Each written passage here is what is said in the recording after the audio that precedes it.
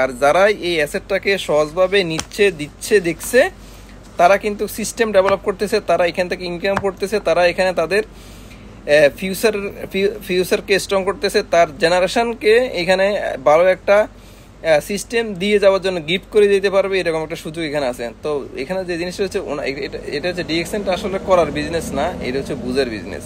তো যারা কিন্তু এটা বুঝে শুনে সিস্টেমের সাথে লেগে আছে তারা এখানে সফল হইতেছে, তারা এখানে সিস্টেম ডেভেলপ করতেছে। তো আমাদের বাংলাদেশি কমিউনিটির মধ্যে একটা সমস্যা হচ্ছে আমরা ইনস্ট্যান্ট চিন্তা করি।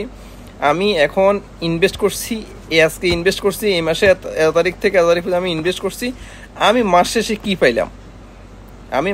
কী পাইলাম, এইটা হচ্ছে আমাদের হিসাব। কিন্তু একটা বিষয় হচ্ছে কি, এখানে মনে করেন যে আজকে বুরুজ খলিফার মালিক তিনি যদি চিন্তা করতো যে আমি ফার্স্ট ফ্লোর তৈরি করে দিছি, এখান থেকে আমার ইনকাম স্টার্ট, উনি এটা চিন্তা করে নাই। উনি চিন্তা করছে যে কোনটা, আমি এই অ্যাসেটটা পুরোটা আমি একটা প্ল্যাটফর্ম তৈরি করে দিছি, তৈরি করার পরে আমার ইনকামটা আসবে যে তখন ওইটা আমার আজীবন ইনকাম থাকবে। এবং কি শুধু এটা না, ওনার জেনারেশনের জন্য একটা সিস্টেম তৈরি করে দিয়ে গেছে তারা। তো এরকমভাবে এই যে বিল্ডিংগুলো বা 5 তলা 10 তলা যারাই আছে, যারা এইভাবে শহর কেন্দ্রিক হোক, সিটিতে হোক, যেখানে হোক এগুলো করতেছে।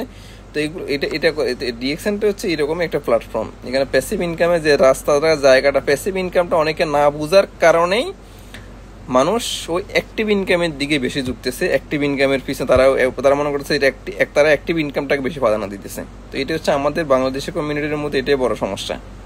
আপনি দেখেন এখানে এই যে এইখানের মতো এটি মিডিল ইস্টে এখানে যারা আছে তাদেরকে কোন দিকে তাদের চাহিদা কম আছে, কোন কম, তারাও তাদের এই বিজনেস করে। ইউরোপিয়ানে তাদের বিজনেস করে, আমেরিকান তারা এই বিজনেস করতেছে। তাহলে আমাদের সমস্যাটা